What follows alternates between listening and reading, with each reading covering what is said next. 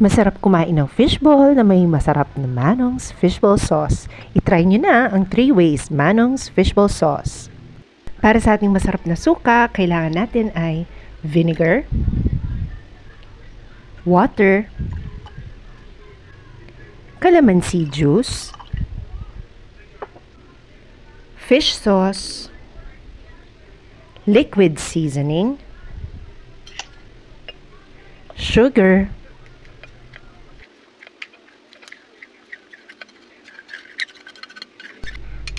garlic, onions,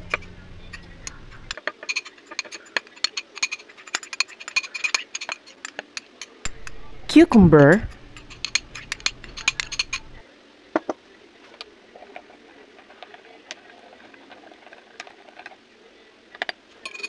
pwede nyo rin dagdagan ng chili peppers.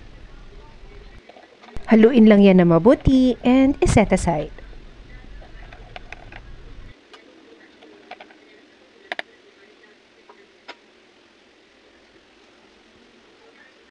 Ngayon naman, gawin natin ang unang Manong's Fishball Sauce. Lagyan natin yan ng water, cornstarch, at flour.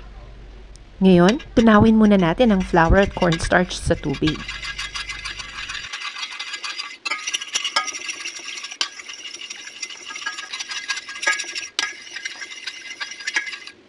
Ngayon naman, dagdagan natin ulit ng water and sugar. Tapos, haluin natin na mabuti hanggang matunaw yung sugar. Tapos, idagdag natin ang fish sauce, soy sauce, and garlic. Pwede nyo rin yung dagdagan ng chili peppers kung gusto nyo ng maanghang. Ngayon naman, isasalang na natin ang ating brown Manong's Fishball Sauce. Iluluto lang natin yan hanggang mag-thicken ang ating sauce.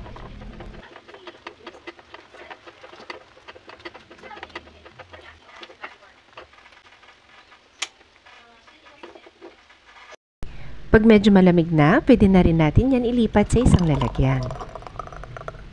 And set aside.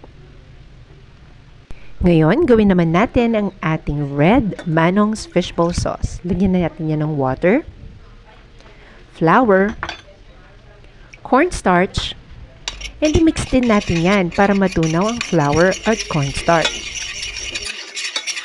Ngayon, dagdagan ulit natin yan ng water. Lalagyan din yan ng sugar, banana ketchup,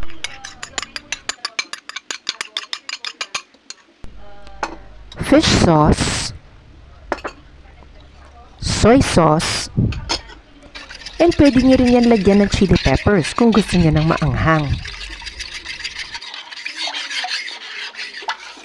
Ihalo lang yan na mabuti bago isalang sa ating kalan.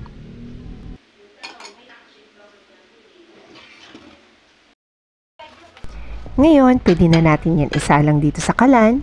Iluluto natin yan hanggang mag-thicken ang ating sauce.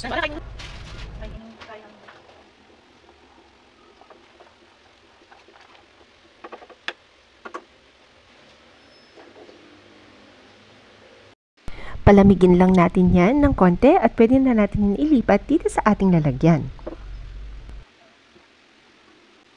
Ito na ang ating 3 ways Manong's Fishball Sauce. May brown sauce, may vinegar, may red sauce ka na rin. Yum! Kain na!